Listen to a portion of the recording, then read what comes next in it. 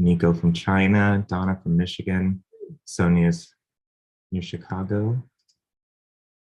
Fantastic. Okay, so I think we'll go ahead and get started. Go ahead and get started. Let me see if I can maybe turn on a light, get a little bit better lighting in here. So we will stop everybody's video except for just mine and Mo's, just for the recording. Hi, Tessa from Australia, Nadira, Karen, Andre, everybody coming in now. It's fantastic. Great to have you guys here. Obviously, this is a heavy topic, lots to discuss. Hi, Mary and Jennifer. Hello. Audria, great to have you. Heavy topic. So, I've been covering for the last couple of weeks, I've been covering the escalating crisis that's been happening in Ukraine. It was Biden's announcement to the world that drew my attention back in January. So I wasn't really looking at this astrology before that time, although I was aware of the conflict. One thing I think is probably worth, starting with is just a recognition that there are many conflicts that are happening around the world right now. I think there's good reason why this one in particular has received a lot of attention. It is the most it's a very delicate situation, and the West is really, I think, in many respects, quite trapped in terms of what it can and cannot do safely. And I don't even know if the word "safe" can be, part of this discussion. But the list of options are relatively thin. I saw this map yesterday on Twitter, and I just wanted to share it with the group. It is a map of the world's ongoing conflicts. You can't quite see the name of the company who did this, but they're named Visual Capitalist. So if you just look up Visual Capitalist, they've got a lot of really great diagrams to be able to help explain, certain things that are going on in the world. I find visuals to be extremely helpful. So we'll include a few of those from their site today. But there are a lot of conflicts that are happening in the world, things from territorial disputes, civil wars, interstate conflict, religious conflict, trade conflict, sectarian conflict, criminal conflict. The situation in Ukraine is not the only place in the world where people are hurting. So I think it is probably useful for us to say, at least for those of us in this room, if you're here, you have an interest in astrology and in geopolitics and global events. And I suppose what I would say is that there is room for mystics and astrologers to support and to help during these times. It is just a suggestion for me to pull up YouTube and get started learning about these conflicts that are happening around the world, get to know about the oppression that's happening all around.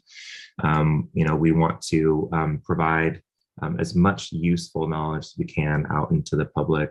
So if you're here, maybe you're somebody who'd be interested in contributing to a collective global conversation about these conflicts using the astrology to help guide. I mean, I think there's something really powerful about astrology, because we can say there's a conflict here and there's a conflict here, but conflicts that come and are shown through Saturn are very different than conflicts that are shown through Mercury or shown through Jupiter or the Sun.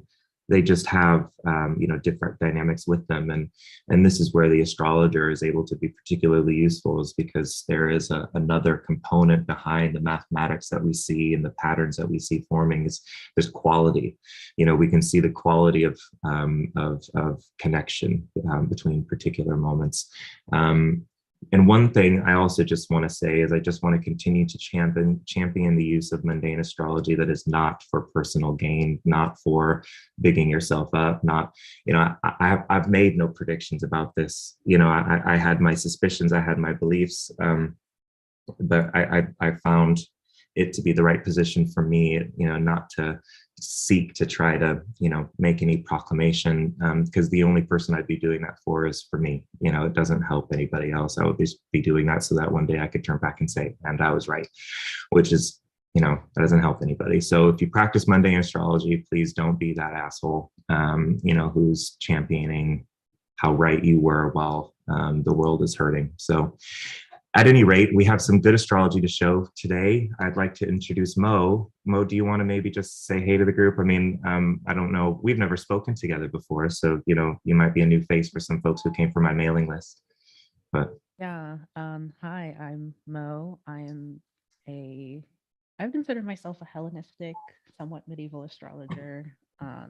This is going to be interesting for me because I've been kind of inspired throughout the pandemic to look more at mundane astrology because it's really interesting how, we're going back to the origins of the tradition, which is really just looking at omens for world events. And so I really like what Wade had to say earlier about not doing this for the purpose of ego or gain. Oh, can you hear me? yep, Sorry. I can hear you. Someone said I was too quiet. You probably were, but I could hear you. Okay, okay. And I'm really glad that and humbled even that Wade wanted me to join him in this discussion. And I thought it was very apt that he included this conversation because it's easy for a lot of us, especially in the West, to maybe overinflate our experience with war and conflict when unfortunately around the world a lot of people are dealing with these things. And so another thing is that the people of Ukraine do need our help and solidarity. So throughout this chat I will be dropping two links that I think are good sources for donation to humanitarian efforts in Ukraine. I will drop them in the actual chat box periodically. So, yeah. Fantastic. And then in terms of format, I would just want, if you were here a couple weeks ago when I had this conversation with S.J. Anderson, who had, I believe, such wonderful contributions to that discussion. And I think those of you who were in attendance would be able to say the same. When we spoke, I walked through a lot of introductory charts. Though we'll have a high-level overview of those again today because the story is continuing to build, and we just can't forget the foundations. And this is the other thing. I mean, I was posting this. So with the STA, we have a graduates forum and been having a discussion in the graduates forum about a lot of the astrology connected to this unfolding war. And one of the graduates, his comment was, gosh, it just feels like, where do you start? Because I was showing this full moon chart, that new moon chart, this chart for the beginning of NATO, this, blah, blah, blah, blah, blah. And I was like, well, it just seems like you could take a look at the chart for Clinton's election. You could take a chart for what happened in the early 1990s. It's like, yes, you can. I mean, there's no end to the avenues that you can explore. I think one of the angles that I wish that I had time and energy to be able to explore is that the thread that's being woven through this in relation to resource management, natural resources, earth resources, and where money is moving in this conflict. I think that there is a lot to learn about human behavior and destructive systems like capitalist flow of money that's happening in the West right now and into the East as well, on the back of some of these conflicts. That's some astrology I'd like to study, but that will be missing from today's discussion because I am one person and I only have so much time. I keep saying these things, hoping that more people will join this discussion. And static audio, is my audio bad? Can you hear me okay, Mo? Hold on. Sorry, you sound fine to me. Okay. I don't know what's going Well, on. let's go ahead and get started. Listen, I have a map here that I will just very quickly show. It's a map of Ukraine. Again, this is the Visual Capitalist website. So if you go to their website and then under the heading maps, they've moved a lot of things connected to the current war to the front. So there's a lot of really excellent things that you can pull from that site if you so desire. What I'm going to reference with this chart is just a quick overview for those folks who maybe are not familiar with the geography of Kyiv. Geography is destiny. Where you are in many ways impacts the life that you have, and so it's helpful to know something about the geography. So we have the over here to the west, we've got Poland, Belarus to the north, Romania and Moldova over to the west as well. And then this red line is Ukraine's border with Russia. So this is, you know, they share a rather large border with Russia. And you can see this map is maybe a little bit outdated already. It's got this red area where there was a conflict zone. So these are the two areas. Yes, we're going to talk about the eclipse, Ilona. So just hold, because I know. Yeah, exactly. These are the two regions where there were the separatists that through the signing of a decree, Putin recognized the independent status of these two republics. And this was the initial part of the foray into this campaign to take Ukraine. Battling has moved all the way westward into the country's capital, Kyiv. And for a long time, I mean, I had a lot of friends who were, you know, in that region. And what I was hearing quite frequently was, he'll never come this way. It will never go in this direction. And of course, you know, very, very swiftly, in many ways not surprising, but surprising and shocking still, you know, we saw the invasion into the capital. In 2014, Crimea was annexed, and so you can see this is a peninsula that's on the south end of Kyiv. I don't have this in a full map, but what's surrounding here, it's all water. So this is where this blue is. This is the Black Sea. Okay, and this is of great strategic importance to Russia. It's got access into the Atlantic. Although I did hear today that Turkey is going to obstruct Russian attempts to move things between and within the Black Sea. So that's, you know, hopefully, you know, a positive thing to see some support coming from Turkish President Erdogan. At any rate, we won't go any more through this, but I just want to say these maps are very helpful. I mean, they tell you, you know, Sebastopol, take a look, 500,000 people who live there, you know, a couple quick points about this region.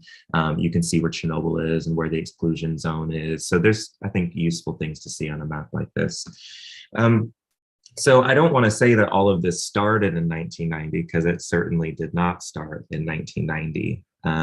But there was a very important discussion that happened in 1990 during a lunar eclipse. And then Mo, I'm so sorry, you're going to have to, I'm so bad.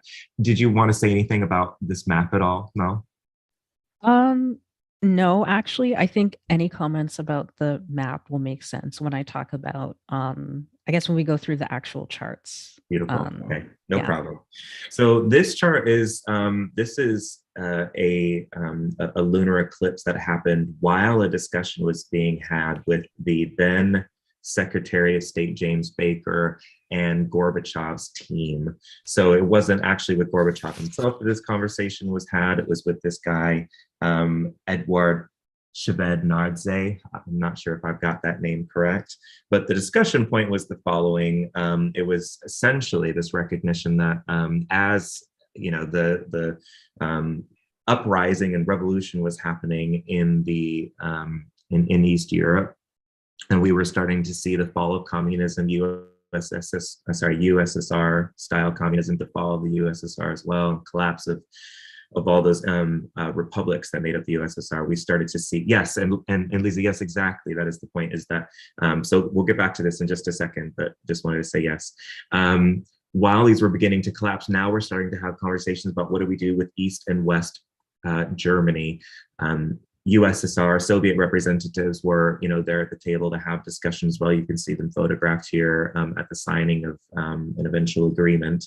But what was essentially said, you know, there's this recognition that we kind of need there to be a unified Germany. This was the argument that America made through Secretary of State Baker, that it doesn't make sense for us to leave Germany as an independent power. If it becomes an independent power, it will seek nuclear armament for itself. We don't know that Germany's had a great track record over the last, you know, couple of decades. And so I'm not, you know, sure if this is where we want to take this. So we'd rather bring them under NATO. Bringing them under NATO means that they can rest assured that they have the kind of protection that nuclear armament means without actually having to have their own arsenal. So that was a tense agreement to strike. It wasn't a particularly in the West, that was a favorite argument, but the concern that was happening within the Soviet think tank was, well, you know, if we allow Germany to enter NATO, what's going to happen is there's just going to be this continual expansion of Western philosophy as we move from the West to the East. And this is where this agreement came that this is from Baker. What he says is a neutral Germany would undoubtedly acquire its own independent nuclear capability. However, a Germany that's firmly anchored in a changed NATO, and by that I mean a NATO that's far less of a military organization and more of a political one. And anybody who's telling you that a political machine isn't militaristic is not being honest with you. But I understand what he's trying to communicate here is that this is about more about diplomacy, agreement, and things of that nature. Much more of a political one would have no need for independent capability. There would, of course, have to be ironclad. Sorry, I just see this notification. Okay, there would have to be ironclad guarantees that NATO's jurisdiction or forces would not move eastward, and this would have been would have to be done in a manner that would satisfy Germany's neighbors to the east. So there's a recognition that we probably shouldn't continue to move this beast eastward. Okay. Now, if we take a look at this chart, that conversation was happening under an eclipse. And this is what we were just seeing here in the chat was that is this lunation that we're looking at in eclipse. You can see that I've based this on Washington, D.C. because I think this is largely, you know, focused on a promise that was made by the U.S. government, and it's been looked as a promise by the U.S. government since that time. Now, this isn't the only, I mean, we've had many declassified memos, agreements, reports that have shown that this agreement was made. So I know last time that we presented this, there was some question about, you know, how reliable was this really a promise, or is this what, you know, was heard by the Soviets? And I think it's probably very, very fair to say, no, this is, we certainly meant to infer. Now, what's really fascinating is the conjunction of Mars and Uranus at 7 or 8 degrees Capricorn. That's going to be a degree that will show up over and over again. We can see that this is happening on the 7th house cusp. We know that Uranus and Mars can join Neptune, also making their way connection to, I mean, all the planets really, for the most part, a good number of them are in this Western hemisphere. They're all setting. And so you can see that there's some desire for there to be a breaking down of conflict. I think when you've got a buildup in the Western chart or Western side of the chart, you're looking at de-escalation. When things start moving in the Western side, we see escalation. Mo, is there anything that you want to say about this chart? Not particularly, but I think it's interesting that all of these placements are kind of hitting the, you know, the ascendant of the chart that we use for Ukraine primarily. And I like, just from a Decans point of view, just seeing that Mars-Uranus conjunction in the first decan of Capricorn, which is all about like strategic location and how your location benefits you based on where you're positioned. Mm-hmm. I think it's interesting that there's this kind of reversal. Like, I'm just thinking of that Mars Uranus conjunction as like a reversal of, okay, we don't want to like take the military approach to expansion. And I think it's interesting that Ukraine, considering its position literally on the map, but also in this sort of like conflict, is, you know, coming up again as like a sort of focal point. Exactly. And, you know, this is always going to be a problem. I mean, Mercury was transiting the US Pluto. Pluto's over that right now. I mean, things were said, and now we have questions about what that means. I also would say, you know, remember 24 degrees of Leo, this third house. This is not, you know, this cusp is actually very important. This was an agreement that was made, a decision that was struck. And so we have this kind of foreign diplomacy, agreement, communication thing that's happening across the 3rd and 9th house axis that's going to be important for us to consider as we move through. But we know what happened in history. 14 other nations have actually joined NATO since, this image from the BBC says since 97. But you know, that conversation was in 1990, and we slowly started moving further and further east. In 2008, NATO recognized that Ukraine and Georgia wanted to be part of NATO. France and Germany said, now hold on, you know, we need to really think about this. And so they put a squash on that, at least temporarily. And so the memo notes from that discussion were that Ukraine and Georgia would begin the road to joining NATO, but it was so loose. I mean, what they said was, we're going to put you on a membership action plan, which is a very slow process. It could have been a much faster process if NATO wanted that to move quickly. And so this was seen as something of a defeat from those within Ukraine who had hoped to have better success in the 2008 conversation. So like I said, this really, came into national headlines on the announcement that Biden made that Putin was building up Russian forces along the Ukrainian border. So this was the over NATO headquarters. This was the full moon that preceded that discussion. I believe that Biden said this on like the 19th, 20th, or 21st of January. So it was just days after this. And there's a theme here that I think is going to be fairly repetitive.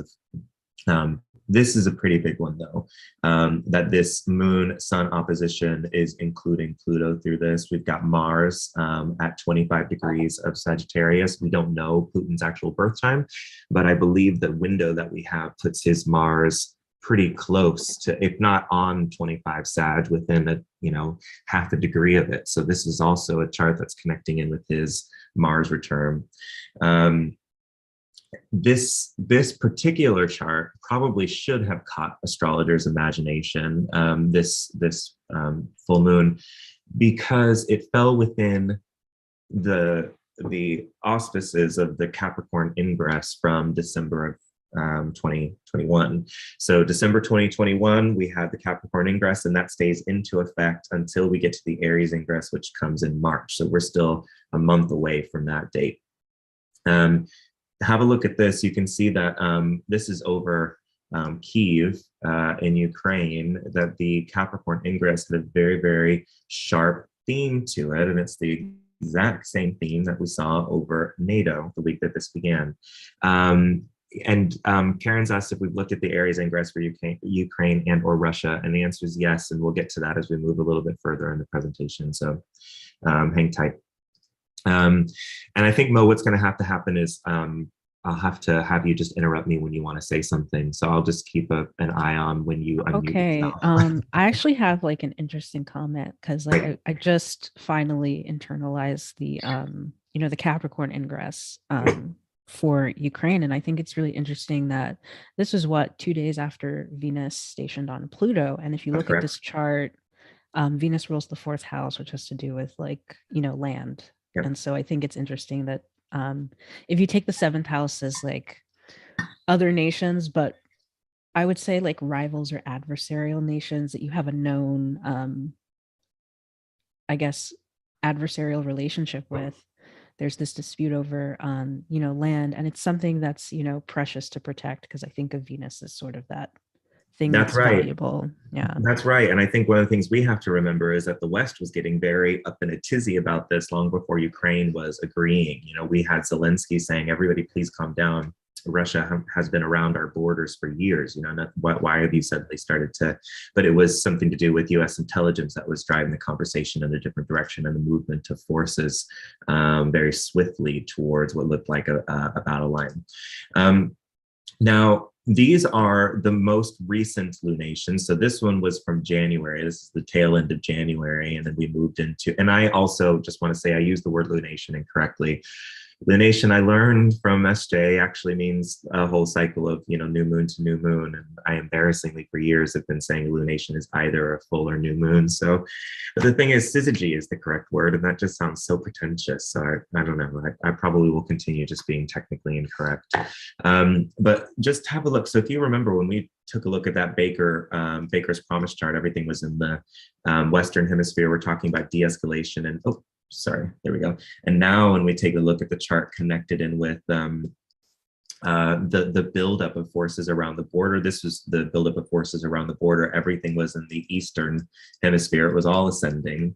And so, Mars is the only planet above the Earth, and right after Mars rises comes Venus. Mars is overtaking Venus because Venus is very slow. Venus is just stationed. It's very far away from the sun. I mean, this is the Venus that we associate with orientality and with warfare. It's that morning star Venus. So this is a chart, in Uranus right on the fourth house cusp that definitely, does urge caution and potential for, some definitely some violence. And then this is the full moon that preceded what we now know was the invasion. And this is going to be a very interesting chart for us for a number of reasons. We will return to the chart, and we are currently still in this lunation also, this full moon. So this 27 degrees of Leo, highly activated, 27 Leo, 27 Aquarius. If we take a look at the Ukrainian independence chart, this is where things get very wild. Now, I just want to say that not all astrologers agree on this time. That's okay.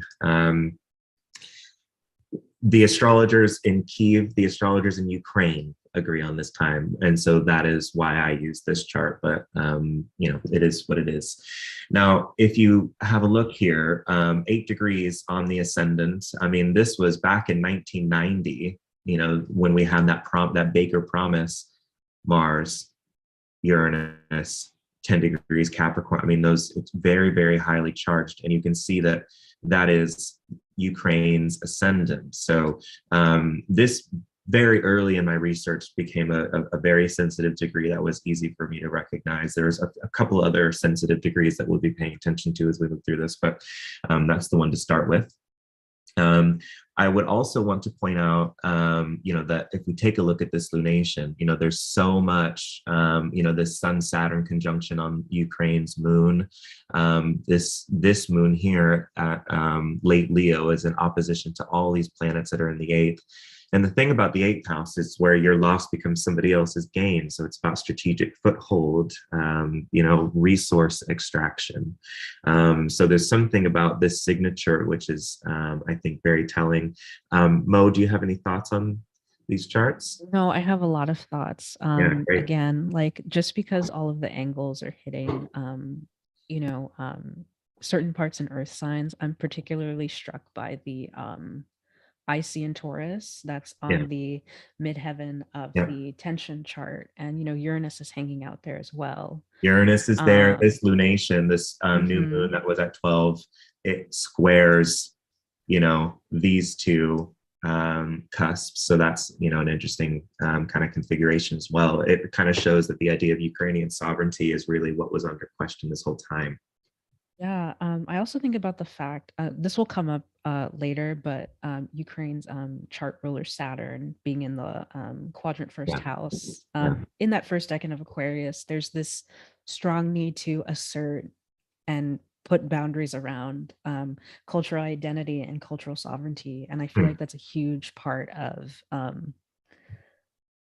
that's like another underlying current of some of the tension between Ukraine and Russia, because there's this, as someone I know who's from the region has put it, Putin and some of the people in power kind of feel like you are kind of an extension of me, even though you want to be like different. And so I feel like some of the activations like in the coming weeks that hit that beginning of Aquarius will become very relevant. And then on top of that, I think it's interesting that the lunation that we're currently in is opposing that huge stellium at the end of, Leo. And so I'm thinking about that last decan of Leo having connotations of encouraging people to rally behind a cause. And, it's unfortunate that a lot of it had to do with, war and being at the expense, like someone trying to benefit at the expense of taking advantage of their position.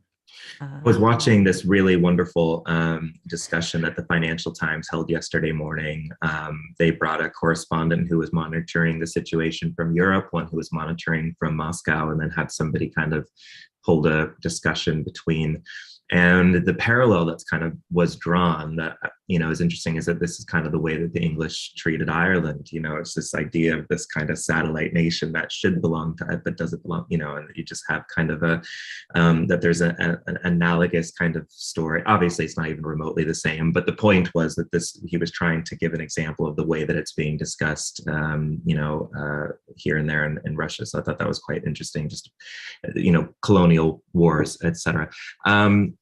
Yelena has asked if we plan to cover Zelensky's chart. That's a good question. I don't have Zelensky's chart here because I don't have any birth time for him. So if we have that detail, we can certainly open it up. But what I want to draw everybody's attention back. So now we're going to start introducing new charts. So if you were here, a couple weeks ago, you will have seen a lot of that, but we now have, and somebody brought up, and I didn't want to bring it up because it felt such a, elementary point, but we win or lose on the basis of fundamentals with things like astrology and all things really. And I think Andre's right. If we take a look at this chart for the Ukraine, it's significant that 5 planets are retrograde. I mean, that is quite a lot. We've got the 2 inferior planets that are retrograde, and then we've got Uranus, Neptune, Saturn. All those first house planets are retrograde. It definitely shows reversals, questions, conflicts that arise from things that were decided at that time. Thank you, Elena. I will hold on to that, and then we'll open it before we close. So, and then that is the house system used for, the house system I'm using is Regiomontanus. Now, the one thing that I am absolutely insistent on is having house cusps, because there are just so many things I would miss if I didn't have access to it. It's a great level of detail, super important to be able to call on. So, but it doesn't matter what system you use, so long as they can produce cusps for you, because you want to be able to see the comparison between 2 moments in time, and sometimes it happens on a cusp. And cusps are also very useful for timing. Now, let's go ahead and take a look. This is, I want to draw your attention to something that happened back in 2014. So there was an uprising in Ukraine, the Revolution of Dignity, and a pro-Russian government. Whole sign supremacy. No. Sorry. So listen, there was an ousting of the sitting government, and back in 2014, Putin saw an opportunity, and then he moved in using more covert operation than he is doing now. Now we're starting to experience something that is more overt. But he moved to annex Crimea. Now, the astrology of the annexation of Crimea is, I think, pretty interesting. So I want to walk through it with you guys. So this is the chart that kind of sits before the uprising that happened. You can see that there's quite a bit in here that is clearly going to have a bit of a problem. You can see 23 degrees of Virgo on the midheaven. So Mercury ruled that administration that was then in power. You can see that Mercury is retrograde, cadent, heading toward combustion, and a square to Saturn, and a trine to Mars in Libra. I mean, this was not going to be a really smooth period by any stretch of the imagination. And this moon Sun opposition, interestingly enough, is at the same lunation that we are sitting through right now, 26 degrees of Leo leading into 26 degrees of Aquarius on the other side. So there's, I think, a very sharp story to be told here about, this particular lunation pattern. And then this chart on the 16th of March, it's the next full moon that occurred, because this was the full moon that had preceded the annexation of Crimea. You will see in this chart quite a few interesting things. It's worthwhile to know that 26 degrees of Virgo, that connection. So we're looking at these charts from Kyiv, but if you really want to know about this, you got to also run these charts for Moscow. You got to take a look at what's happening in the US at the same time, what's happening in at NATO headquarters, and you start to build a bit of a picture. But in this chart, we've got that really important degree related to Ukraine and Ukraine's homeland on the fourth house cusp. It's the Ukrainian ascendant on the fourth house cusp. And then Jupiter is right here up on the midheaven. I think this is why with traditional astrologers, sometimes it's important to get their hands off of their textbooks and to step out into the real world. Because I think it's very easy for people to look at this chart and go, Jupiter's on the midheaven, it's got to be a great thing. And, if you don't use the outer planets, you miss that. Well, Pluto's right on the IC and Uranus on the IC, and actually Jupiter is moving towards an opposition and a square with these two bad boys. There's like a pretty, so Jupiter being exalted, it doesn't mean it's going to be a good period. It means that there's a very big, important development that promises to grow and become a bigger deal during this time.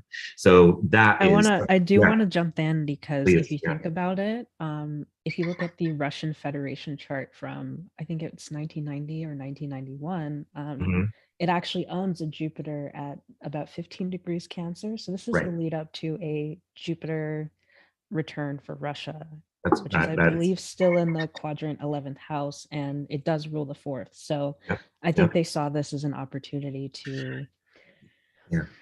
There are a lot of themes in these charts that suggest ousting a leader just because Mars rules Ukraine's like head of state, because it owns a Scorpio midheaven, and installing someone who's more friendly. So I guess from the perspective of Russia, this could look like an opportunity to expand, gain a friend and expand. Exactly. Expand a sphere of influence. That is definitely something that we see with these Jupiter signatures. This was the chart when the treaty was actually signed and Crimea became officially annexed. So you will see in this chart, we have, remember when I told you to pay attention to this degree, this is the Baker Promise. Said pay attention to the third house because of something that was said, something that was agreed. Let me erase there we go. And if we move forward, where is it? There it is. Okay. And now that degree is on the ascendant.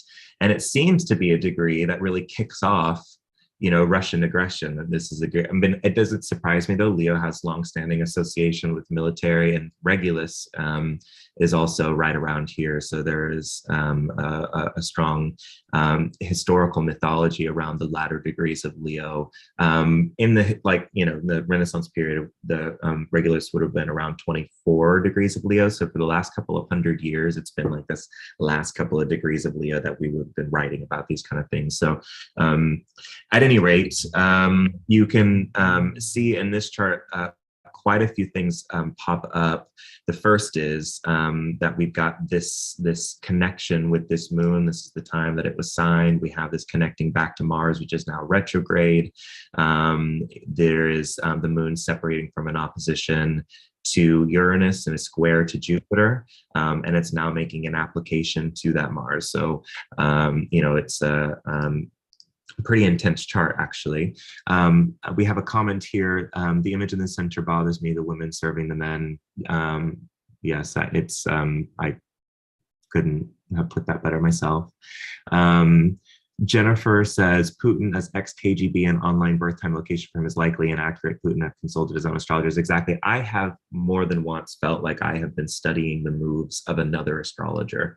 The reason for this is because I seem like everywhere that I'm looking for something, I'm finding what I thought I would find. And it's not because I'm good at what I'm doing. And it's not because I always find what I'm looking for. I think that there's something quite calculated about the times and dates that these things are. I've never said this before. I don't want to be the astrologer who's like, oh, they're using astrology. I don't know that that's true. I think astrologers really like to big up, our sphere of influence into the upper echelons of society. And I think that we probably should look inward as to why we're so desperate to do that. But this time, I do feel like I'm looking at the moves, the chess moves of another astrologer somewhere around the world who's maybe thinking about the astrology in the same way that I would go hunting for it, which is maybe why I'm finding it. Andre said, lots of Capricorn at the start of the war, suggesting the battle mostly on the earth, material and humane lives. Ukraine's infrastructure is going to be devastated. I mean, not just Ukraine's infrastructure. I mean, the thing with Capricorn is it's barren landscapes. So I think what will come to the conclusion because we're going to talk endgame. I mean, of course, we're going to talk endgame. And the reality about the endgame now is that whatever happens next, it leads to a destruction of internal Moscow hierarchy. So like imagine, and we'll talk about it more in a little bit, but I mean, the situation now, let's say Moscow takes Ukraine, they can't hold it. They don't have the strength to hold it. There's considerable interest in resurgence and fighting back. The West has more or less said, we're not going to fight for you, although we are massing troops up in the East, and that should be something that should concern all of us. So I'll hold on to that. Just, I don't want to fearmonger. I don't want to do that, but I just want to say this is a very serious situation, and we should be very concerned about our brothers and sisters in Ukraine and in the area, but also us too, you know. So winning this, taking it, fine, but they wouldn't win it. They would eventually lose, you know, control, and the whole thing, it would just be an ongoing conflict for quite some time. And maybe some of the astrology that I've been finding, I've been looking at the lunations. I've looked at every single moon for the next year from 3 different cities. I'm telling you, I keep seeing recurring symbols, and so that suggests to me that this probably is going to be a very protracted engagement that's not going to wrap itself up too terribly quickly. Even if the initial win of the first battle does wrap itself up quickly, I think we will see a very swift conclusion to what happens with Ukraine, just because this is what happened with Crimea. Within the space of a month, start, finish, everything was wrapped up. And we have the same thing going into this, that, you know, I wrote about this for the Mountain Astrologer. I wrote my article before Russia had invaded, and then I had just like a very quick opportunity to add a couple comments, and so I got the article back and made some adjustments to reflect what we know now. But I did talk about how the bookended kind of thing that happens with the astrology of the Crimea annexation. It is repeating right now, the same moons, the same connections to the midheaven and the IC. It's because that the mathematics of the astronomy works this way, that it does this every 8 years. This is maybe part of why, you know, that Venus cycle that's every 8 years, you find moments of kind of harmony. But at any rate, what they did, what we do know is, okay, so we're amassing troops. We said that we'll, you know, give weapons to Ukrainian citizens and the resistance efforts so that they can fight back, claim independence for themselves. Fantastic. So that now moves into a place where it's a hotbed of war, active conflict, and at some stage, you know, it seems unlikely that you know, any goodwill for this will continue into Russia. And then, you know, you start, if you are politically minded, you realize that what is happening now, you know, from a Russian oligarchical point of view, Putin's really, with this move, has put himself on the level of Saddam Hussein and what Saddam Hussein did, you know, back with Kuwait. So the issue that we've got now is world leaders aren't going to want to work with him. He's really played the last cards that he has. And that's the thing that's a little bit scary, is because when you're backed into a corner and you feel like you have no other option and everything around you is starting to look like loss, that nuke button starts to look a little bit more sensible. So there's, you know, very good reason to still continue to, you know, pay attention to the way this resolves itself, and to very delicately, you know, handle how we discuss it as well. And we've got some comments here about, let me just see, the US won't go in, but did say that they would, what they called lethal aid to help Ukraine defend itself. Yes. And that the Russians are getting more resistance than they expected. So Mo, I think, did you see that tweet about the mobilization of medical forces that has been called for in Russia? I did see that floating around. Yes. Yeah. And I think part of what has been assumed by this is that Russia did not expect to have as much pushback as they received. And so as a result, there's, you know, need for more medical support. It's also possible that this is, you know, frontline medical support, you know, to kind of say, you know, to negotiate terms of surrender, you know, we'll give medical support, you know, so I don't know, it would be something definitely to watch.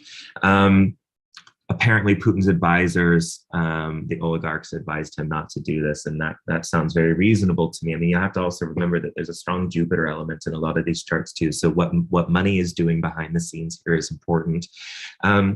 Audrey says, I've been hearing about the Agreement of Trent and I should have researched it, but does it play into this? I'm not sure that I can speak on that from an informed perspective, Audrey. I have to be totally transparent and say I'm learning about this part of the world as I'm, I don't think that I really was given a very accurate reflection of what was happening in this part of the world from my history textbooks growing up. And in the last couple of months, I've really needed to kind of unlearn and relearn. So I don't want to step outside my limit. I can't speak on that, but maybe Mo can. Mo, do you know anything about the Agreement of Trent? I do not, and also as an American, I take my, complete understanding Mm, and interpretation of events with a grain of salt. And I think yeah, it's better right. to just focus on like what's going on between, the countries involved, Yeah, I exactly. I guess. mean, and And then this is what Yelena is saying is like, I mean, she said that the Russian media is reporting that there's no casualties. I mean, wherever you are, you're going to be hearing, some version of the truth that is reflecting, what is maybe not true at all.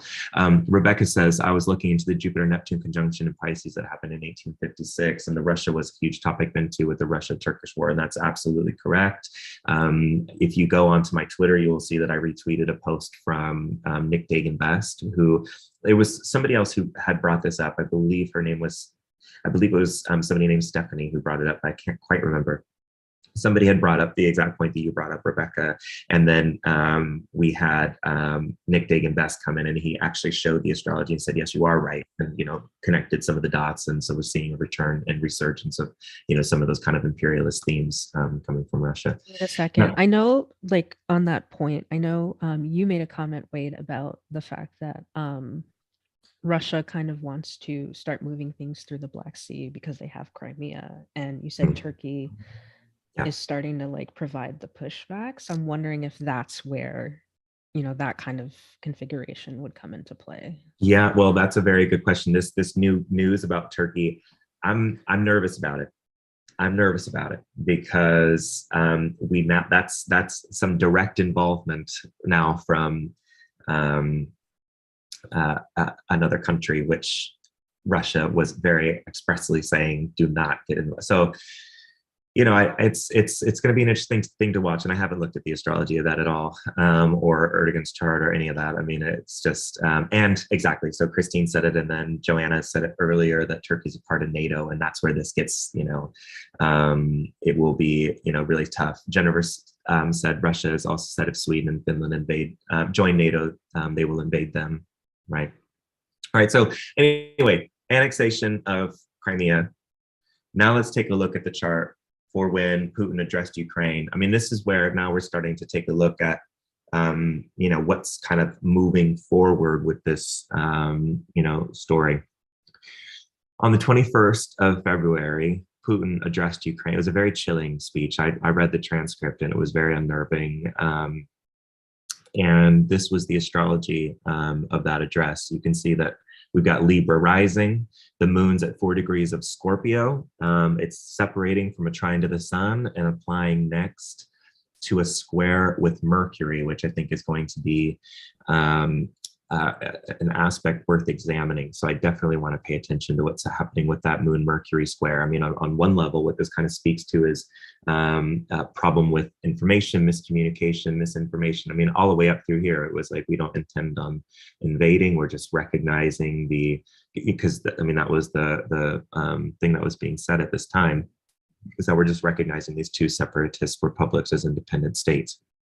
And then we're going to come in for peacekeeping efforts.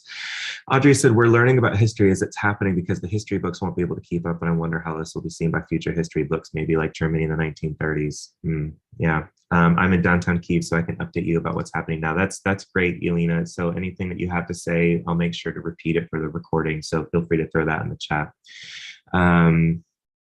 Right. And you're obviously seeing this, but you're getting well wishes from those in attendance to keep yourself safe, and that we're praying for you and everybody in Ukraine.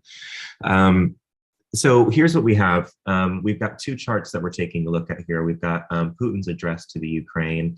A couple of degrees I want to call your attention. I mean, the first thing is we've got this Venus-Mars conjunction, which is There's been that kind of dance that's been happening in the fourth house, that dance has been happening in Capricorn for a while, but now it's in the fourth house. We can see the stoking of separatist flames kind of from this signature.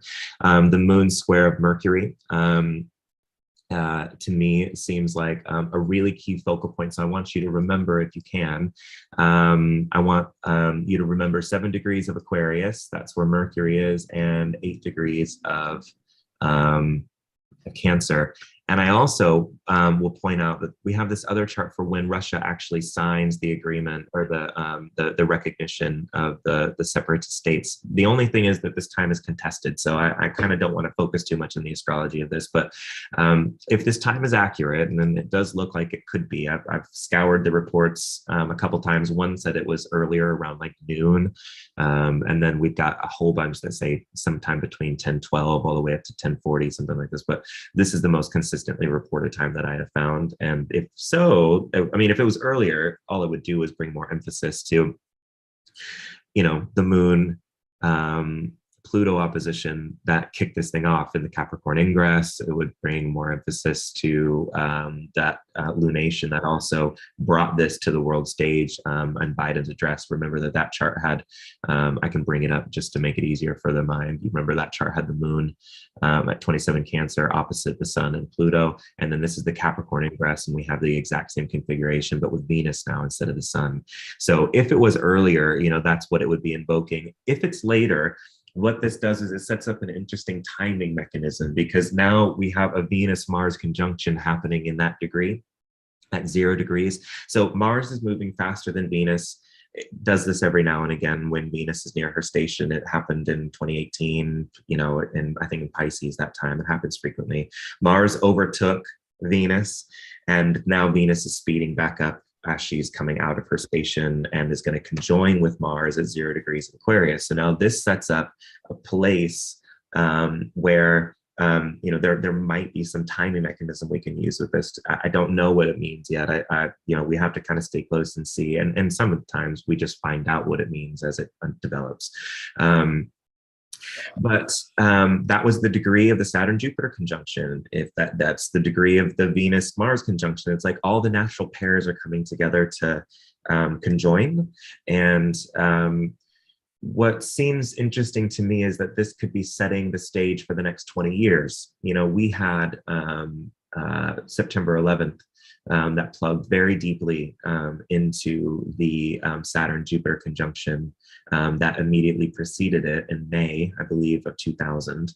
And that happened on Algol, the Saturn-Jupiter conjunction. And then within a year, there was 9/11, which kind of changed, geopolitics, and at least took it down a very particular overt and covert path, or paths, for the next 20 years. I think that this, if it is 0 degrees Aquarius, then we can probably safely say that this situation is plugging into a broader conversation about how we will recap this 20-year period.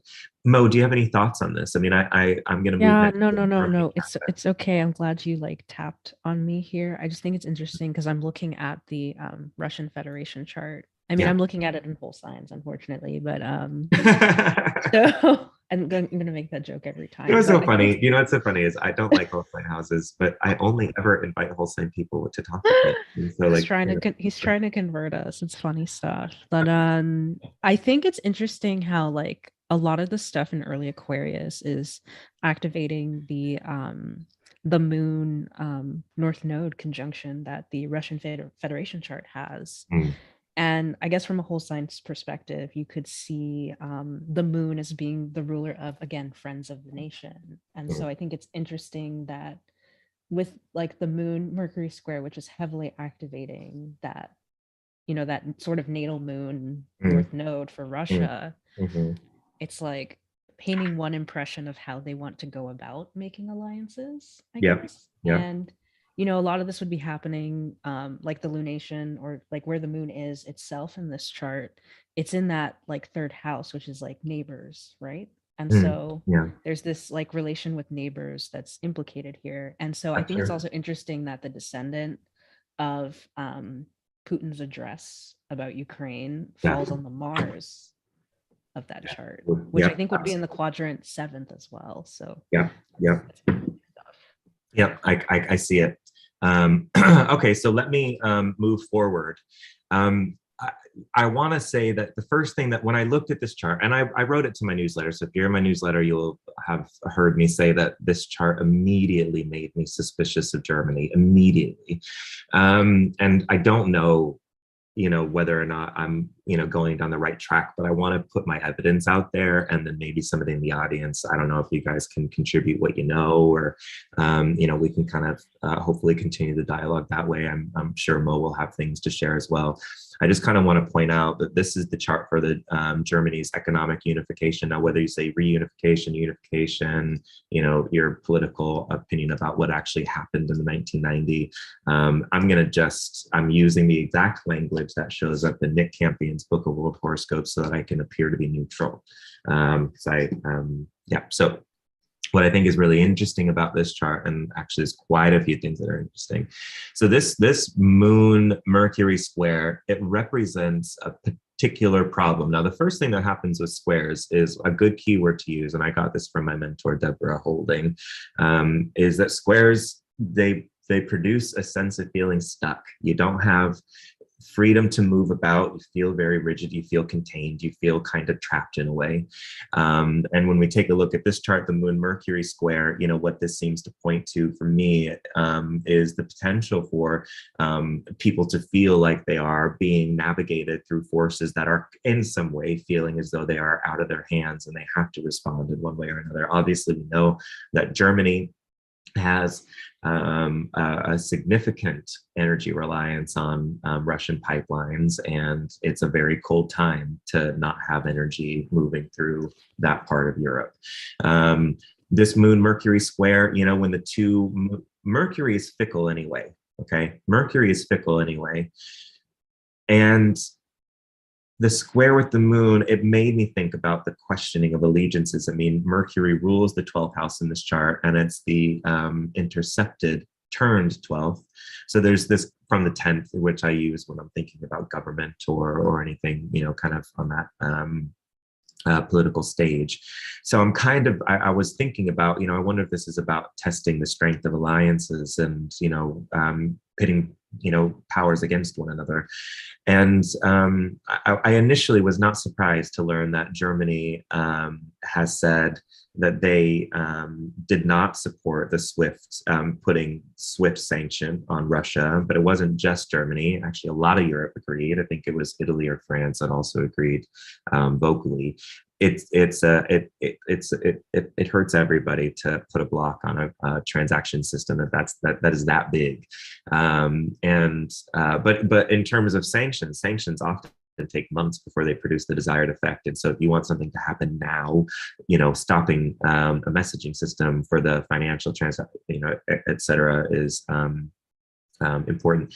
But what really made me think that there might be some connection to what's going on with Germany is because this midheaven had this Mercury-Sun conjunction from German's economic unification chart. And if you take a look at the time when Russia recognized the separatists, you can see that there's this 21 Libra, 21 Aries on the angles, and that exactly highlights Germany's Moon-Mars opposition, taking a look at this economic unification.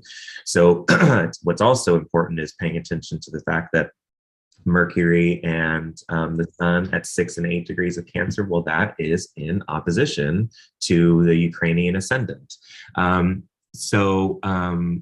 Let's see. So what we hear from Anne is that the 8-degree Cancer is important for Germany, but this chart of economic unit is not suitable for foreign politics. Now, there's a reason that so here's how I work, Anne. I'm not telling the astrology what is relevant. I'm letting it inform me what's relevant. And what I know is that Putin's address brought this chart out. So that's why I'm using it. It wasn't, because I agree with you, this wouldn't be my normal starting point.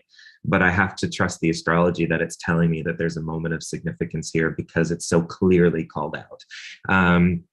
So that's why I'm using this chart. let's see.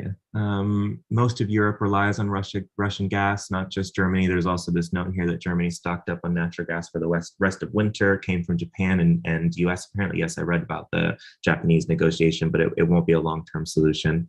So that was great that Japan was able to get on board and support. Another issue is that EU depends a lot on gas supply from Russia. Yes, exactly. Let's just skip forward. Not long-term for this season. Yep. The analysis we're hearing in Australia is that Putin and the Chinese leadership are watching how the West will respond, China then invades Taiwan. Yes, I've seen this, that I mean, like I said, these conflicts are evergreen and they are all over. So we could talk about Saudi Arabia, we could talk about China and Taiwan, we could talk about, I mean, if Puerto Rico decided it wanted to be independent, what would the US do? We'd be there tomorrow, so it's not, I mean, the colonialism and state building and nation building really hasn't ended. Jennifer says that this ties into the environmental issue, to get away from gas. Yes, what I've noticed really interesting is that the last couple of crises that the humanity has faced, it's almost kind of like this big old, all right, well, let's just buckle up and get on with the big leap that we know we need to make. So, when we had COVID and we're all inside, technological advancement in the average home, became a really big point of focus. And now we had the Biden infrastructure bill passed. Let's see if anything comes of it, but it was supposed to fund the ability to get broadband internet access to every home in America, because it's now seen as a basic utility. Now, why that is not socialized, if it's that important, why are we allowing it to be privatized? That's a good question, Wade.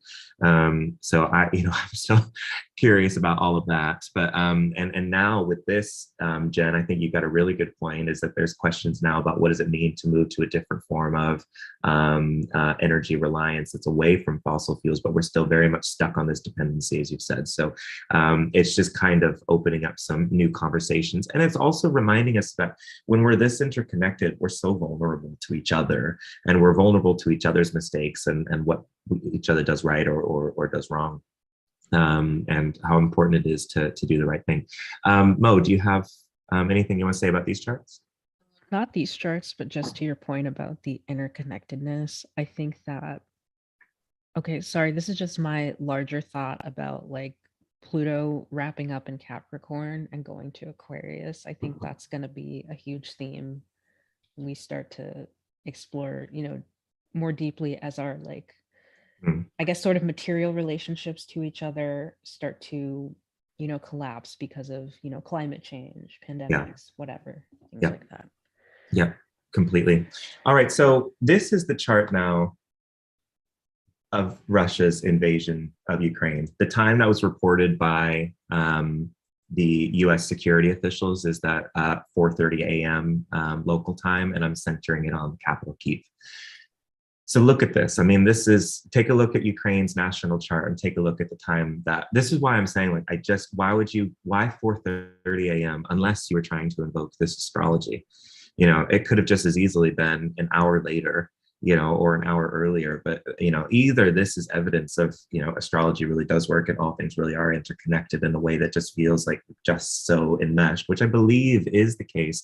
But there is also, through the use of electional astrology, a way to guide and steer human action along the currents of astrological, movement. So something about this is where I start to feel this looks chosen, looks calculated. We have all the planets in the Eastern Hemisphere yet again. This is invoking that same symbolism that we saw in the lunation that stood in between this thing kicking off, where in Moscow and Kyiv, we had all of those planets in the Eastern Hemisphere rising, with Mars leading over the ascendant. Now we have the Venus-Mars conjunction again leading over the ascendant, the Ukrainian ascendant again here. This was the degree, that wasn't right. It was actually right around 12 degrees was that we had a new moon there. And then the next moon happened here across the 2nd and 8th house cusp, and that's the one that we're currently in right now. But you can see the very strong connections. I mean, the midheavens are the same. I mean, this is the way that it goes. If you center it on the same place, and if the ascendant is the same, the midheaven will always be exactly the same as well. These things are bound to each other. So whereas when Putin made this address, to the nation, there was this moon, Mercury sextile, we now had, or sorry, square, we now have these two in sextile. So remember 7 degrees of Sag and remember 7 degrees of Aquarius. We will come back to those degrees in just a moment. So yeah, this chart of invasion, again, we've got Uranus on the 4th house cusp, Venus and Mars, Oriental Venus, Eastern Venus, Morning Star Venus rising, not quite over the ascendant just yet. Moscow and Kiev are very close to each other in terms of, I'm always getting one of them wrong, latitude, I believe it is the difference, but they're very similar in terms of longitude. And so as a result, the angles are very similar in both locations when this started. Okay, if Erdogan's moon is at 8 degrees of Sagittarius, this would now take that would be of deep interest to me, Ilona. So I'm curious about that. I will have to do more research. I didn't have any time to look at Turkey this morning. Do you have anything you want to comment on, Mo, these? Not for these charts, no. Okay, because the next thing that I'm going to be pointing out is that if you take a look, this is the Aries ingress that's coming. So first, let's go back.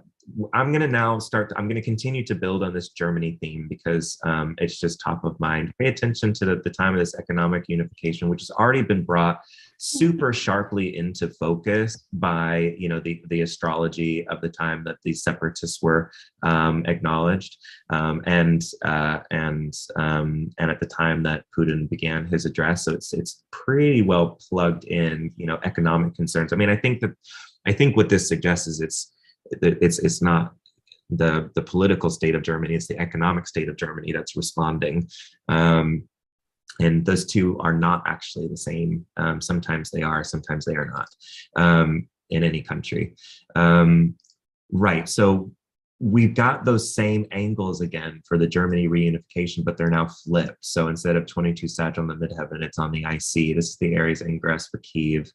And notice too, you know, it's like this is the where the moon was when Crimea was annexed, and it's where the moon will be the preceding lunation before the Aries ingress is that full moon that will happen.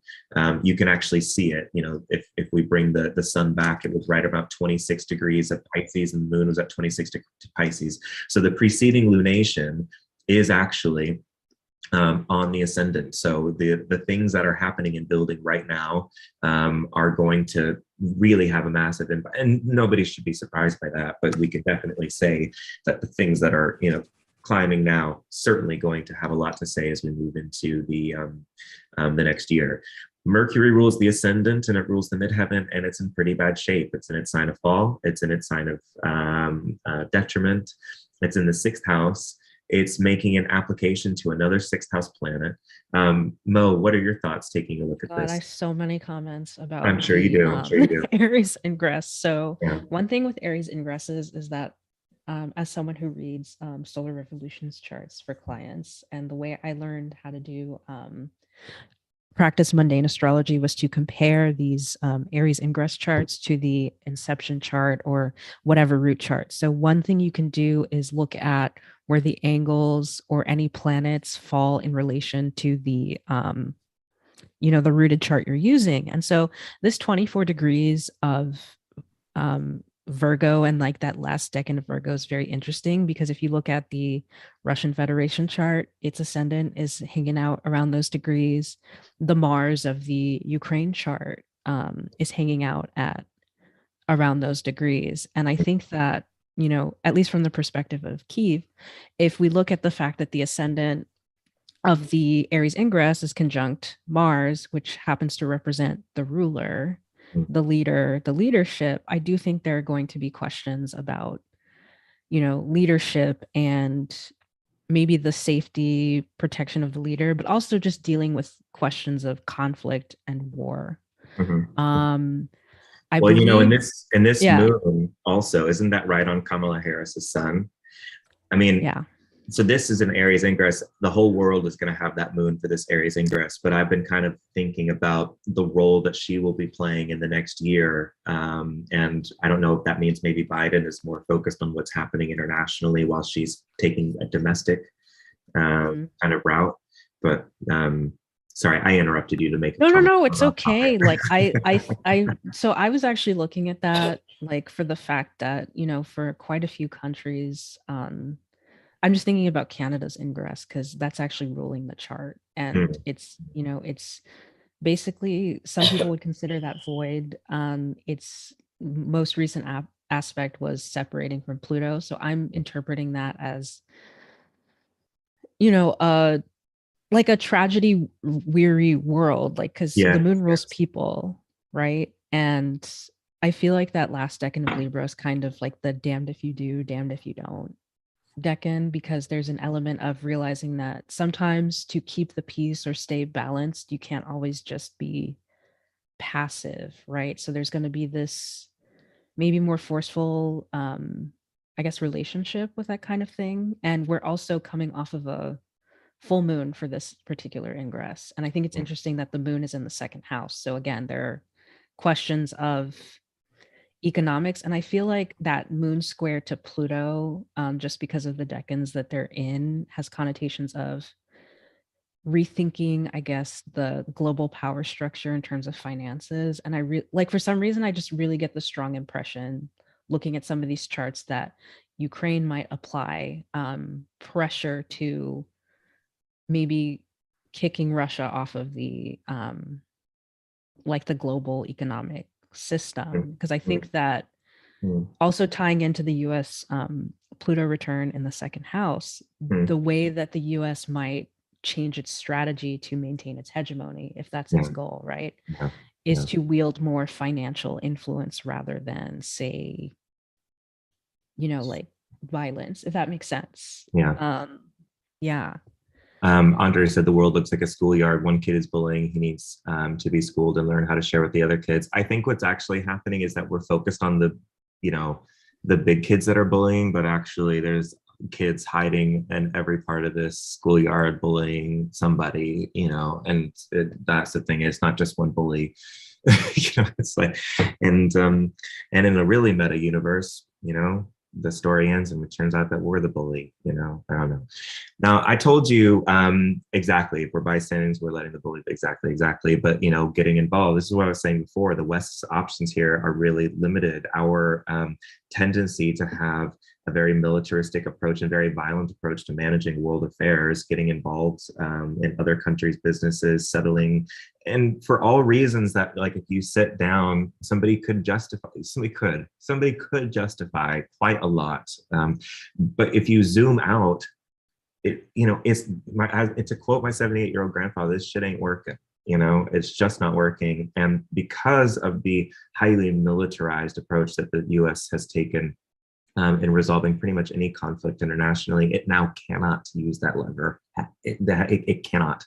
So as a result, the only thing we've really got are economic sanctions. And that's something that Putin said he expected anyway. He said that he believes that the US find a period that Russia hasn't been under sanctions, and when you do, get back to them. And I kind of take what he means by that. It's like but maybe he didn't expect it to be so much unity in the West. I'm from the UK, and note that US and Iran may be negotiating down sanctions as they can supply oil.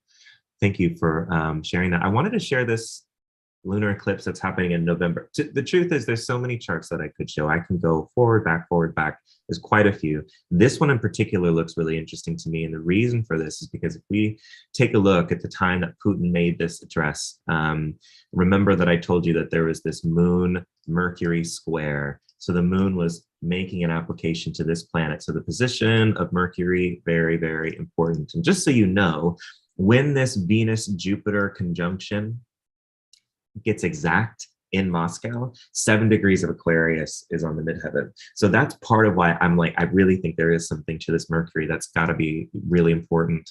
And then at the time of invasion, the moon was at 7 degrees, 7 degrees of Sagittarius. And so this lunar eclipse, it includes both of those degrees on angles. And that to me is very curious.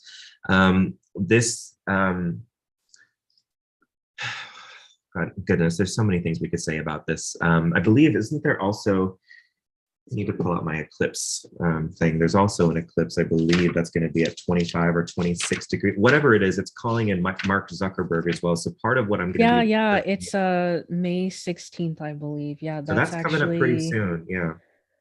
it's interesting that you bring up Zuckerberg because I know Facebook recently made some changes to I can't remember if it's like how they flag media or something, or like the information campaign. And I know that, Zuck is having he already had his nodal return, but like he was born under that like Yeah, same that's exactly type of right. So it's a eclipse. return eclipse to his Yeah. nativity. And what I get Yeah. worried about is more the domestic side of things. So what's going to happen here, I think the road is getting paved. I've already started looking at the astrology of the 2024 election.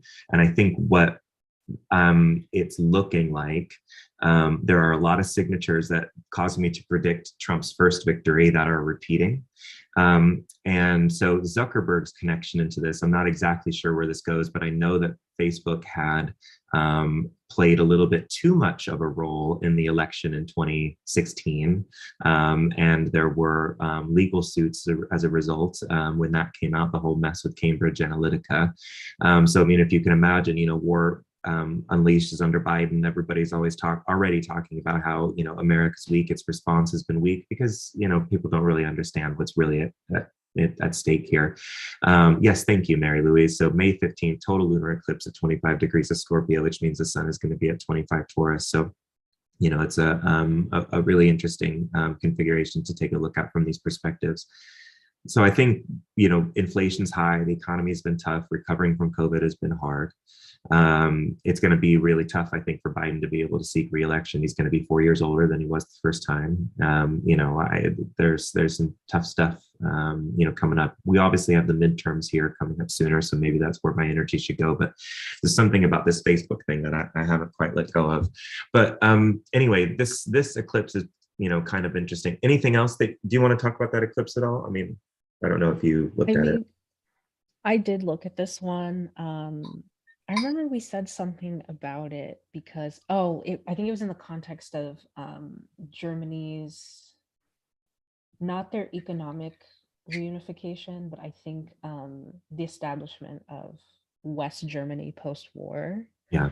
It does own a Mars at 17 Taurus, if I remember correctly. And this eclipse, but also over the summer when it has its Mars, that chart has its Mars return. And if you want to separate, the establishment of West Germany from the unification of Germany in the 90s as the political and economic entities, respectively, I think that there's something about the Mars return where Uranus and the North Node are conjoined that feels relevant to this eclipse and maybe like a precursor to this eclipse. Well, and also that Mars is in opposition to Putin's Mars, and it's in opposition to the Mars that, gosh, which chart had it? Was it this one? Oh, I guess correctly. When this whole thing kicked off, Mars at 25, so it's an opposition. So there's a lot of really strong connections. I mean, this is my brand of astrology. It's very fractal.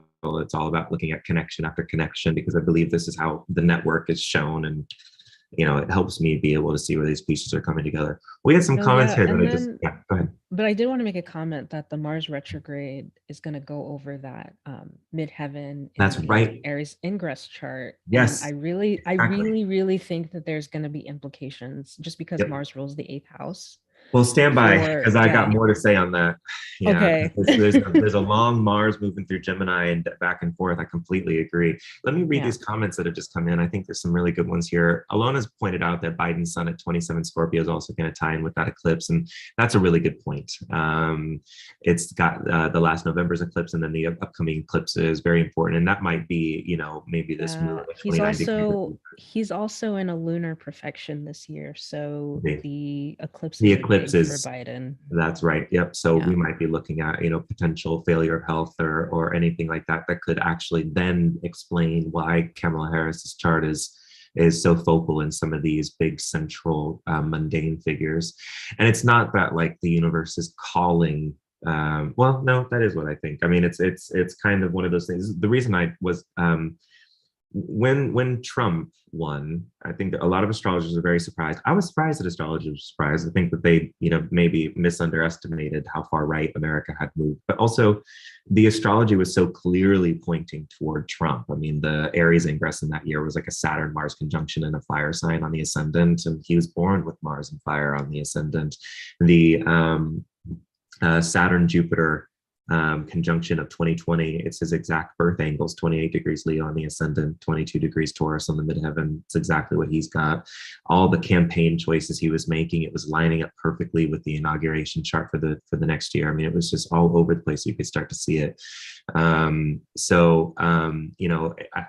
think it is one of those things, like, part of the reason that Joe and Kamala did so well is because within this 4-year period there are big mundane charts that feature Kamala's chart, and there are eclipses that feature Biden's astrology, and so it's almost as if them moving into obscurity wouldn't make sense.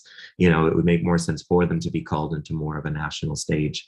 So let me read these comments. So Janice said, I think we should be aware of possible cyber attacks. The UK government banned Aeroflot, and yesterday and some of today, British Airways canceled all short-haul flights due to significant technical issues, but they issued a notice that this is not a cyber attack, but I've never known anything like this to happen in BA's history. So that Moon-Mercury square that I was talking about, that would be, a good signature for issues related to cyber attack. I gave, back at the beginning of the pandemic, I wrote this series of like little newsletters, like, quarantine and friends. I was stuck in my apartment by myself and I was super lonely. So I was writing these things and sending them out to my newsletter. If you're not on my newsletter and you want to be on my newsletter, just go to my website, wakecaves.com, and then you can just, at the very bottom of the page, there's a place where you can sign up.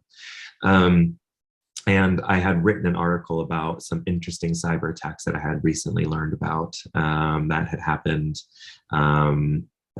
involving Sony, and I believe there was something involving a game that went wrong, and then there was one about an oil company, one of the biggest oil companies, Aramco, one of the largest companies in the world, actually, in that industry or outside. And one of the things that frequently came up, Mercury, Moon, Mercury, Moon, Mercury, Moon. BJ says, remember Putin's comment, when a rat is backed in the corner. And the way I say is, when a lion is backed in the corner and sees no way out, when it's hungry, and it's got no food, it's backed in the corner, and it's when they're at their most dangerous, and that we could all be refugees soon. And that is, absolutely something to, keep in mind, is that this crisis could end up on anybody's doorstep at any time. We don't really know where this is going. So it's a very sensitive thing. But we don't want to, get people all wrapped up in fear. This isn't about fear. It's, we got to move through this as wisely and diligently as we can. And Christine has commented that the Kremlin is currently under a cyber attack. Mo, okay, you said you copied that. I just wanted to. Yeah, I've been like doing it periodically. So perfect. Well, and I also want to make sure you saw somebody was asking if you had a website. So. Oh yeah. I answered. Yeah. All right. So look, yes. So I want to now talk about what Mo is talking about with this Mars, and I got to come back to my comments on Germany. And it goes just like this. This is that Germany economic unification chart. Take a look at the axis. Take a look at the axis, and then take a look at. Oh my God. I didn't use the right chart for Olaf. That's so embarrassing. Hold on, guys. I think I can very quickly. Do you have anything else to say about this Aries ingress? And I can maybe buy myself a couple of seconds. Let me see. I'm really curious about the Mercury-Jupiter conjunction, just because, it's okay. There are a couple layers here, just because if you look at the US Aries ingress, it also has a Gemini ruled ascendant, but this is all happening in the 10th rather than in, the around the descendant. So it's really interesting. And I think that whenever I see Jupiter and Mercury conjoined in Jupiter signs, there's huge connotations of, I know everybody likes to say Jupiter is the truth, but I see, it's not that it can't be true. I see more narratives, especially in Pisces, like the narratives that, bring people together or unite people. And so I'm seeing like maybe some, how do I put this like in the nicest way possible? Just because Neptune is also hanging out there. There's like an element of maybe making things seem more positive than they are just because of that, jovial optimism. So like Right. maybe saying, okay, justifying the actions regardless of whether it's the US or it's Russia or it's Ukraine. Making these sort of narratives or statements, which may not, may gloss over some facts about situations, Mm, to promote, I guess, like people to unite behind a cause, especially if they are, under threat, under attack, sure. things like that. And Yeah. so I think that's an interesting thing that, like, both the people involved in this conflict and arguably somebody who is maybe a little too influential in this conflict when they arguably should not be, Mm, have Mercury ruling the ascendant mm, in that chart. mm. That's perfect. You bought me just enough time with some very good observations. I love that. Thank you. I'm going to pause the screen share for just a second so I can get inside my file, replace this. I'm so embarrassed. This is what happens when you prepare things so quickly. You look at numbers all day long. Okay, I just want to very swiftly bring, there we go. We are good. So now I'm going to go back to share screen, get back to the PowerPoint. All right, can you see my screen? Yeah? Yes. Great, thank you. Awesome. So this is what I wanted to point out. If you take a look, this is not nothing. This is absolutely not nothing. And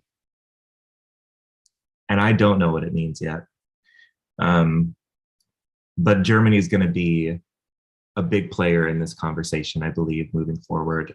You can see that this is the Aries ingress that is centered on Kyiv. So to have Germany so sharply called into focus, I think is quite an interesting thing, to have that shown from the Ukraine chart. And that this is, these moments are kind of all coming together. But I guess, maybe this is, again, going to call into question whether or not this is the right chart to work with, as we'd had somebody suggest, quite rightly, suggest and provide that perspective. And I don't have, an answer for that. I don't know. I know Jupiter is transiting this right now. It's moving through here, but, a lot of this is getting, kind of called back into renegotiation, rediscussion. It's like, when I see these things, I think what's happening is it's like opening up a file on your computer and saying, let's see what's in there. I don't know what's going to happen once we do, but it's clear that there's a connection between these moments. Let me go ahead and read some of these comments. Jupiter can be exaggeration under stress. I think that's such a well-worded thing. Oh, somebody also, because I know you were talking about Neptune. Audrey says a few Neptune observations. Transiting Neptune is currently opposing the US Neptune, squaring US Mars, also Neptune in the Aries ingress in Kyiv's 6th house. 6 also addresses health, and we're in a pandemic. Of course we are. I would call that a 7th house Neptune personally, but because it's within 5 degrees. Joanna says misinformation is the order of the day. It feels like it's been that way at least since the 80s. Jupiter can overexpand, and in Pisces, it can embellish. I think that is really great. One of the things, when Jupiter is in Pisces, it does what it does well. So if it's going to make things a bigger deal than it, one of the things that I remember very, very sharply was an observation that was made by one of the STA students. Do you remember that Beirut blast that happened not too long ago? There was a bomb that went off in Beirut. I think it was in 2020. And then I remember that there were some other explosions that had happened in previous years. What? I actually think that was I can't remember if Mars was direct or not, but I'm pretty sure like Mars was squaring Pluto actually. Oh yeah. That could very easily have been the case. And what I was really shocked by, this student had made such a great observation to say that Jupiter was angular in so many of these charts. And what Jupiter did was it made this explosion capture international headlines. It made this thing huge. It made it notoriety. So the influence of Jupiter too, it's a benefic because it causes things to grow, but you have to ask whether or not you want the thing that's growing to grow. So, it's important to keep that in mind. If we keep moving forward, I think it's probably worthwhile for us to talk about what's going on with the United Nations. I mean, there's some really sharp stuff happening with the United Nations. This is also really fascinating to me. I mean, the United Nations moon is getting called into this whole thing as well. One of my favorite points of, I love this type of warfare, and I'm going to tell you what it was. I don't know who suggested it. I don't have nearly, I saw a tweet about it and then I lost it and I cannot seem to track it down. Opening up a conversation about whether or not the nation of Russia is the inheritor of USSR's veto vote in the UN. Is it actually the true successor of the USSR in the UN's eyes? Because if you can argue that it's not, and that it's a separate entity, they lose without any really formal, it's like suddenly, these kind of new understandings and these new agreements. But I don't know enough about that. So it was an interesting thing to think about. But what we do know is that Mars in the Aries ingress is retrograde on the United Nations moon. It's sitting right on the fourth house cusp, connecting to Germany. It's connecting to the ascendant and midheaven in Kyiv. We can see that the Ukrainian ascendant is right on the 10th house cusp. Okay. Okay, so Joanna's made a really good point that Russia took on all the USSR debts, so I suppose that probably would make that a really good counterpoint. Jan said Jens Stoltenberg's chart is interesting to reflect upon in relationship to these charts, 16th March 1959 and Oslo. Yeah, exactly. Anything that you might want to point out in these charts? I was going to just point out NATO next, but Okay. Yeah, you know what? I was really drawn to this chart just because, I mean, even if you look at the weather, regardless of which chart you use for Germany, there's some important placements at the end of Libra and Aries. So I believe that the original chart for West Germany has the North Node at 25 Aries, South Node at 25 Libra. And I think it's interesting that it falls on the ascendant of this chart. But also, if you think about the latest movements through the sky, so currently Mars, Venus, and Pluto are all opposing the Mars and the Saturn of the United Nations chart. And I think it's interesting that it's, both the ruler of the midheaven and the ascendant are, basically in the fourth, both conjunct in a sign where they don't do very well. yes, And I think it's interesting that because they are trying to sort of represent this sort of nebulous entity that's supposed to deal with conflict, I think that given what's happened in the last week with the ability to address these sort of things, I think there's going to be increased calling into question its utility and its function, especially when its chart ruler Mars goes retrograde. I mean, this is exactly, yeah, these are exactly the kind of conflicts that it's meant to be resolving, but I want to repeat for the tape that somebody had a comment about what I said about the veto vote, and Alona said that she just read how the UN can't really do a thing with regard to Russia on the board. So it's possible that, there's nothing really that can be done in terms of making any amendments to that veto vote.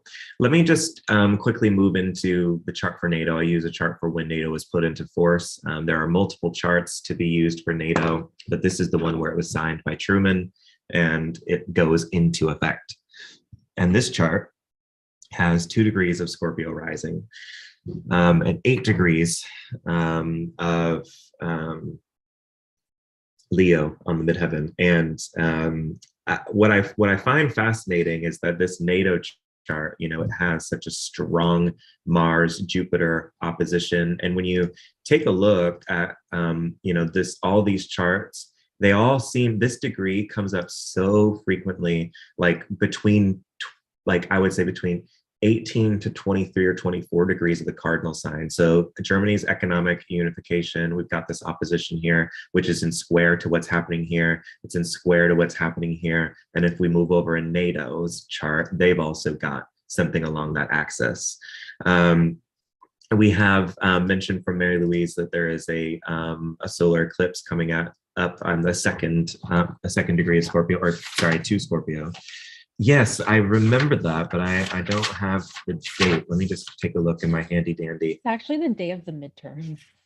Is it? Of course it is. Jesus Christ. I'm so interested in what's happening abroad. I haven't looked at any of the midterms astrology. Right. The solar return for the current solar return, it's got Ukraine. This is from August 2021. So this is that like the current solar return. And you can see that NATO's got 8 degrees of Capricorn right on the midheaven. So that's Ukraine's ascendant. So, here we go. We've got the Ukrainian issue back into full force. And then the next solar return has this same 20 degrees cardinal again on an angle. And actually, you can see that every single planet in this chart is moving toward conflict.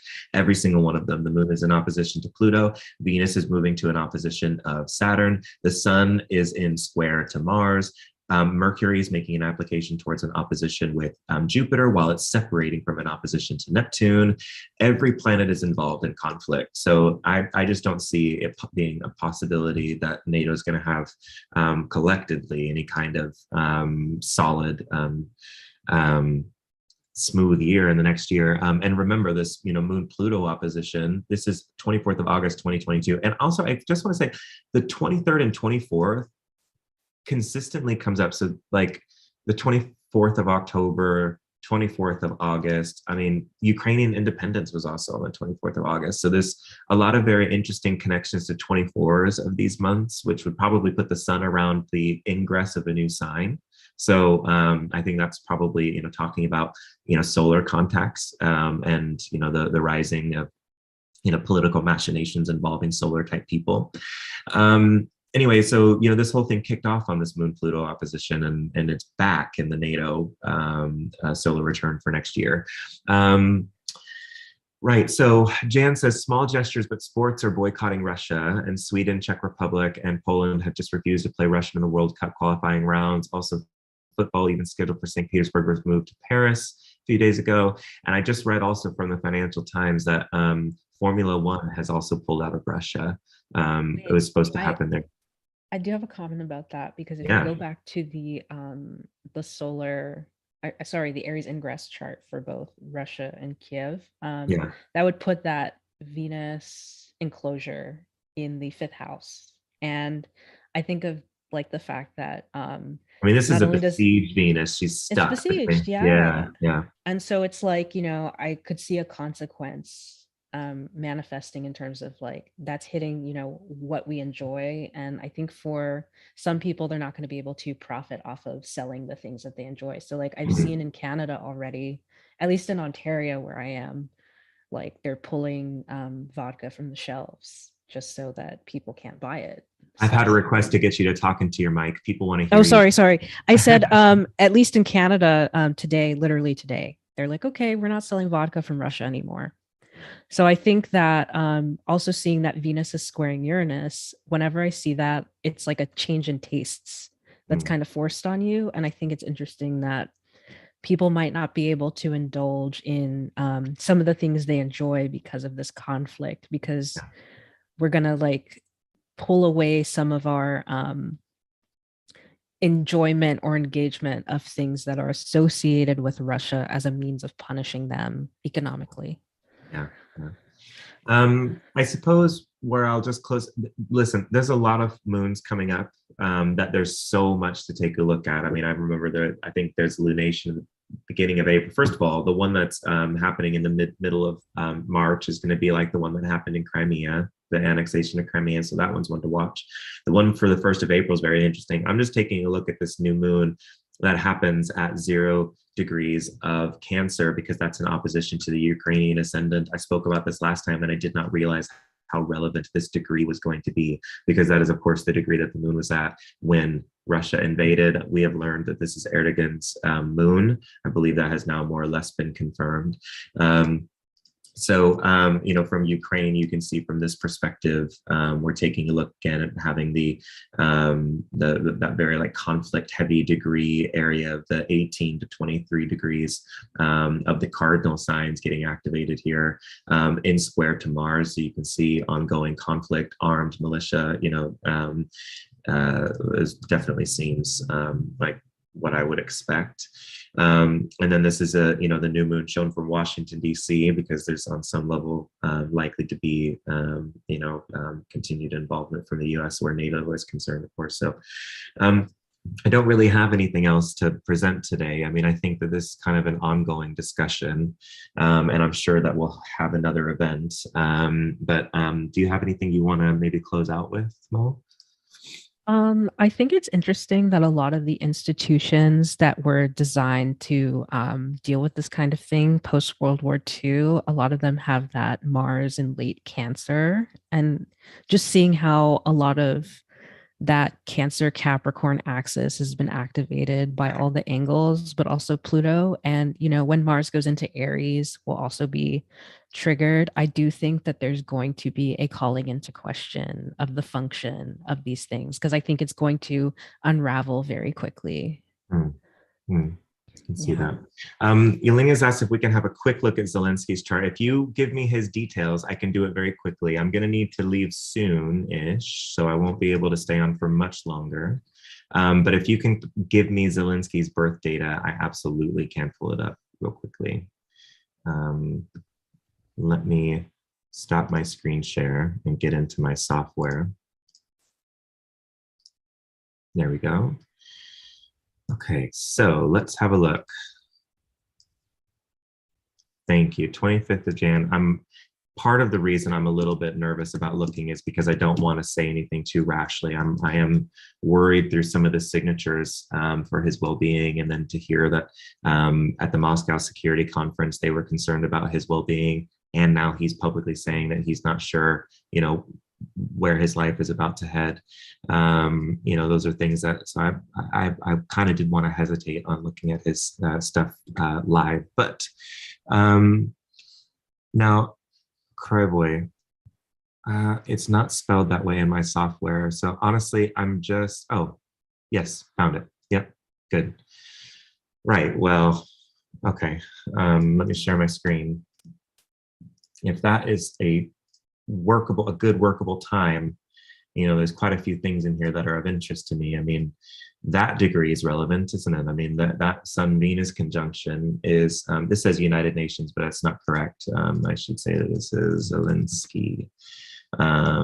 Okay, so this is, and oh my goodness, I didn't know this, but look at this ascendant. Look at this. This is the same thing that we're seeing with Shoals, is the same thing we're seeing with the Aries ingress over the next year. It's the same thing that we're seeing with all these charts that are connecting 21 and 22 degrees of these signs. I'm kind of nervous about the fact that he's got a retrograde Mars on the degree that Venus and Mars are supposed to conjoin at 0 degrees of Aquarius. So that's an interesting thing. I think that there's going to be a lot of utility in looking at his chart. And so, I promise to show up the next time we speak with a little bit more information about Zelensky's nativity. And then also with Erdogan and the increased role that Turkey is taking in this conflict, or war, really. It's not conflict anymore. I want to say thank you so much for those who have donated. Please do that. Yelenia, keep safe. And I want to thank Mo for joining me today. It was a great discussion, and I hope you enjoyed her contribution. I know that I did. So thanks, Mo. I appreciate it. Thank you. Yes, Oh, and then good Sonia's point. also brought up that Trump's Oh full God. I know. This is why I was saying it's like I think the astrology forgot is about that. potentially line. I know. This is what I'm saying. I think that there is absolutely a path here towards a return to something that we saw back in 2016. All right. Thanks, everybody. Thank you.